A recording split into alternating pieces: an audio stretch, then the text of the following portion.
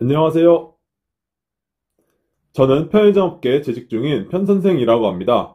편의점 창업을 희망하시는 예비 점주님들과 기존 점주님들께 도움이 되고자 영상을 만들어 보았습니다.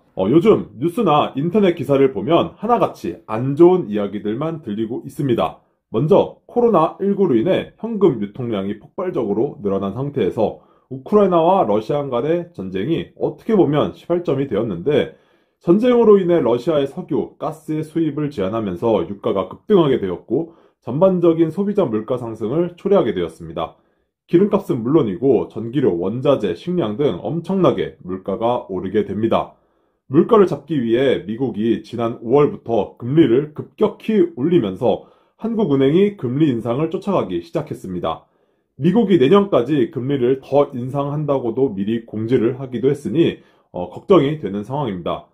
금리, 물가, 환율이 다 오르고 있는데 월급은 그대로인 대부분의 사람들은 이를 메꾸기 위해 소비를 줄일 수밖에 없고, 기업은 투자를 꺼리면서 경제가 시들시들해지고 있습니다. 소비가 시들해지니 수출 의존도가 높은 우리나라는 더욱더 힘들어집니다. 대한민국은 가계대출이 많은 것도 문제입니다. 영끌에서 대출로 집을 샀는데 늘어난 이자 부담 때문에 못 갚는 사람이 늘어나게 되고, 이들은 부동산을 급매로 던지게 되고 이걸 살 사람들이 없다 보니 부동산 가격이 계속 하락하게 됩니다. 이는 대출을 해준 금융사뿐만 아니라 경제에도 큰 부담이 될 수 있습니다.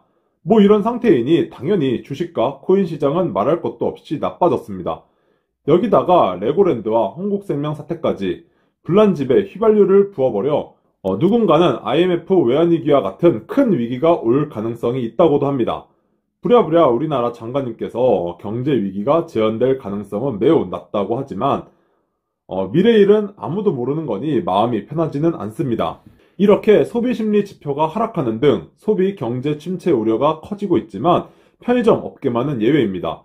대표적으로 편의점 이강인 CEO와 GS25는 역대 최고 실적을 기록하였고, 주가 또한 우상향하며 불황형 소비주라고 불리는 편의점 주가는 최선호주가 됩니다. 담배, 술을 포함하여 없는 게 없고 가장 가까운 곳에 위치하고 있어 우리 생활에 있어 필수적일 수밖에 없는 게 편의점이라 안정적인 이익성장 기반이 있고, 경제가 어려워지면서 소비자들의 가성비 축으로 인해 중저가 외식 수요 흡수를 기대할 수 있기 때문입니다. 또한 물가 상승으로 인해 최근 1년 동안 편의점 상품들의 가격이 급격하게 올랐는데, 편의점에서는 마트에 비해 상대적으로 가격 저항 없이 구매를 대부분 하는 편입니다.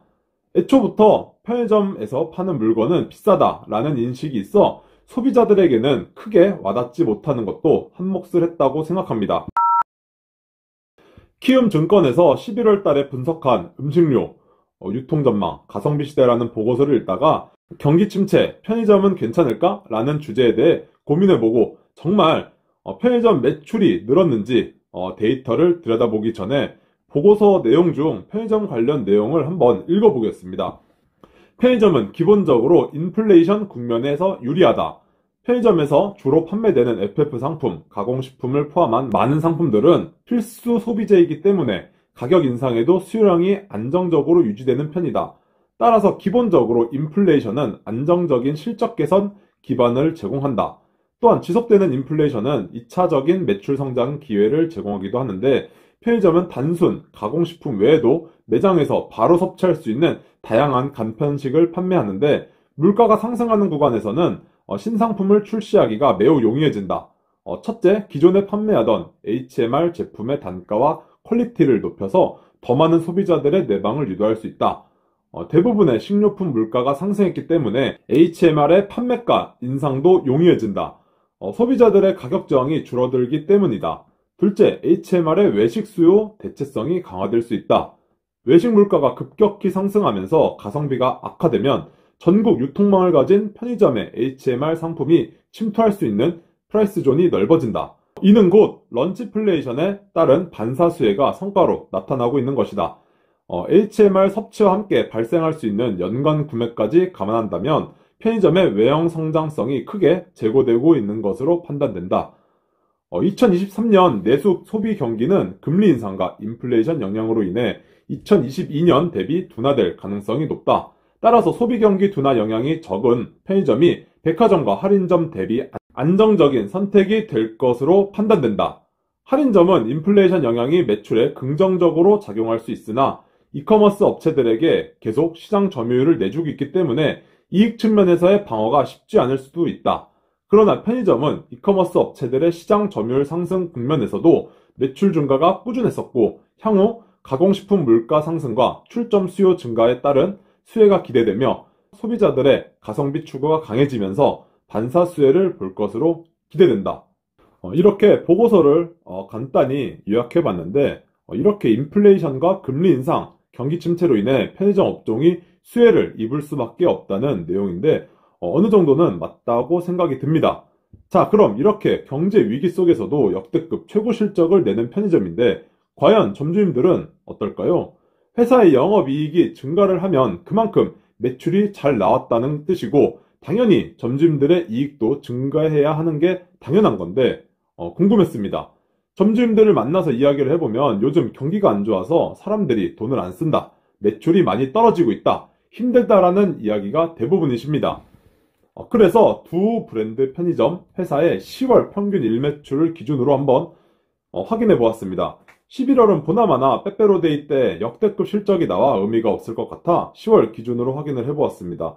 전체적으로 전국 일매출이 각각 약 4%, 7% 정도 상승을 했는데 세부적으로 살펴보면 유흥가, 대학가, 오피스가 등 코로나에 취약했던 상권들이 엄청난 상승을 하며 평균 일매출을 끌어올려주고 있었고 주택가나 아파트 상권은 전년 대비 비슷한 수준을 유지하거나 아주 소폭 하락해 있었습니다. 저는 아무리 코로나가 풀렸다고 해도 경기가 어려워 소비가 줄었기도 하고 점주님들께서 매출이 떨어졌다고 해서 많이 떨어졌겠구나 생각을 했는데 데이터상에는 매출이 소폭 상승해 있어 사실 놀라웠습니다. 사실 물가가 엄청나게 오르면서 담배를 제외하고 모든 상품 가격이 약 10% 정도는 올라서 매출도 최소 10%는 올라야 된다고 생각을 했었는데 물가 상승분인 10% 정도는 반영되지 않고 물가 상승률보다 낮은 일매출 상승률을 기록하고 있으니 실질적으로는 매출이 떨어진 게 맞는 것 같고 객수 또한 소폭 줄었습니다. 그리고 코로나로 인해 매출이 약간 올랐었던 주택가나 아파트 상권들이 코로나가 해제되면서 다시 약간 매출이 빠지고 있었는데 물가 상승을 하여 어느 정도 방어가 되었다고 생각이 듭니다. 하지만 결과론적으로 전체 매출은 올랐으니 정상금은 많이 받아간 게 맞지 않냐라고 하실 수도 있는데 맞을 수도 있겠지만 결국 내가 가져가는 이익은 줄어들었다고 생각을 합니다. 편의점은 인건비에 가장 직격탄을 맞는 업종입니다. 22년도에는 21년도보다 8,720원에서 5% 상승한 9,160원이고 내년에는 또 22년도 대비 5% 상승한 9,620원입니다. 매출이 오르면 그 이익을 본사와 8대2, 7대3 같이 나누지만 인건비 상승분에 대한 비용은 점주님이 100% 부담을 하기 때문에 결과론적으로 매출이 상승을 해도 조건을 훨씬 더 많이 받지 않는 이상 매년 수익은 감소할 수밖에 없는 구조입니다. 앞으로 매출이 계속 상승하더라도 수익은 적어질 수밖에 없고 고매출 점주임차 타입과 일매출 평균 이하 점포들의 빈익빈, 부익부가 심해질 수밖에 없습니다. 특히 본부임차 타입의 점포들은 이런 현상이 더 가파라질 것으로 예상이 됩니다. 그래서 똘똘한 점주임차 타입의 선호도가 점점 높아지고 있으며 가치가 높아지고 있습니다. 회사에서는 점주임차 타입 대신 고매출, 본부임차 타입의 점포들을 늘리려 하고 있고 고매출 점포들의 기회가 점주님들한테까지는 오지 않을 가능성이 높습니다. 또한 내가 원하는 브랜드를 하고 싶어도 주변에 내가 원하는 브랜드 편의점들이 많아 동의를 받지 못해 내가 원하는 브랜드를 하지 못하는 경우도 점점 갈수록 많아질 겁니다. 내가 점포를 얻고 타 브랜드들을 다 불러서 경쟁을 시켜야 조건을 많이 받을 수 있는데 동의서 때문에 다 안 되고 한 브랜드만 가능하다면 조건을 많이 받을 수가 없습니다. 어차피 우리 브랜드밖에 선택권이 없는데 굳이 점주님한테 조건을 많이 줘서 오픈을 해야 되나? 라고 생각을 하기 때문입니다. 경기 침체가 계속되는 상황에서는 편의점 자리로 괜찮은 곳들이 많이 나올 가능성이 높습니다. 내년에는 경기가 더 힘들어져서 분명히 슈퍼, 음식점 등 장사하기가 힘들어서 그만두시는 사장님들이 많아질 겁니다. 권리금이 현재는 억대였다면 내년에는 빨리 나가고 싶어 하시는 사장님들이 권리금을 지금보다 더 낮춰서 받으시고 나갈 수도 있고 이걸 현금 부자인 본사가 인수하게 될 가능성이 높습니다. 어떻게 보면 경기 침체가 본격적으로 시작될 내년부터가 편의점 좋은 자리를 구하는데 마지막 기회가 될 수도 있을 것 같습니다. 권리금 협상할 때에도 경기가 점점 더 어려워지니 지금 요구하시는 금액은 드리기가 힘들 것 같다. 지금보다 조금 더 깎아주시면 계약하겠다라고 협상을 하시면 거의 어느 정도는 인정을 하시면 낮춰줄 가능성이 높습니다. 그런데 문제는 임대료입니다. 경기가 안 좋아지면 당연히 장사도 잘 안 되고 임대료도 낮아져야 공실을 막을 수가 있겠지만 요즘 건물주님들을 만나면 금리가 올라서 임대료를 더 받아야겠다고 하시는 분들도 계십니다.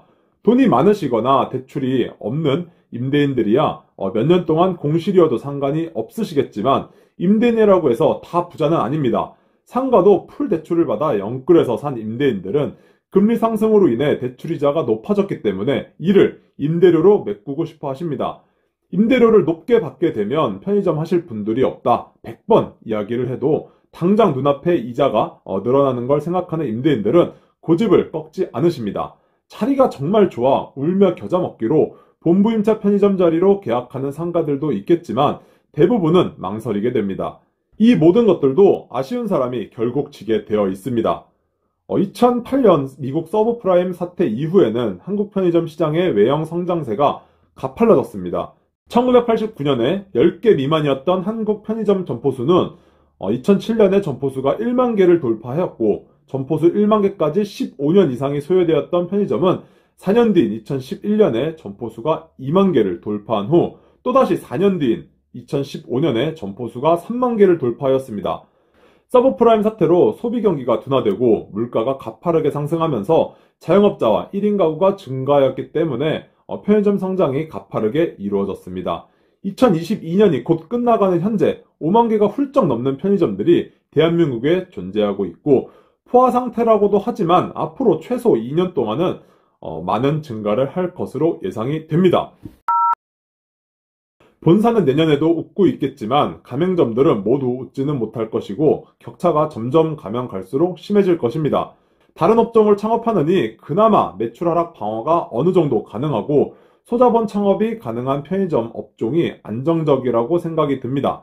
대신 조건을 잘 받아내시고 정말 좋은 A급 이상의 입지를 고를 수 있는 능력을 기를 수 있었으면 좋겠습니다. 또한 편의점 본사는 고물가 상황 속에 맛과 가격을 모두 만족시키는 가성비 좋은 차별화 상품과 PB 상품을 많이 개발하여 고객들에게 꾸준히 사랑받는 편의점을 만들어 주었으면 좋겠습니다. 내년에 경기가 어떻게 흘러갈지 정말 궁금하고 얼른 괜찮아지기를 기대하면서 영상을 마치도록 하겠습니다. 지금까지 편선생이었습니다. 시청해주셔서 감사드립니다. 좋은 주말 보내세요.